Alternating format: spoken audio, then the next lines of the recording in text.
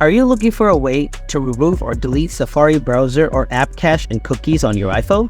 If your answer is yes, then welcome back to the video. In today's video, we will show you how you can remove cache and cookies from an app or browser to use on your iPhone. So, let's get started. To clear the Safari browser data and cookies, open Settings, find the Safari browser, tap on it, scroll down, tap on Advanced. After that, tap on the website data.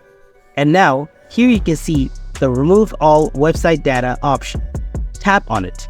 And again, tap on Remove Now. After that, your data and cookies will be cleared. To remove cache and cookies from any app, open Settings, scroll down, tap on General.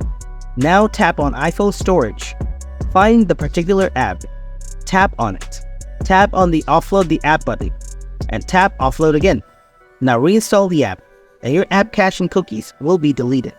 So, this is how you can remove cache and cookies from app or browser. Hope you found this video helpful. If you did, then please drop a like and don't forget to subscribe to our channel. Thanks for watching.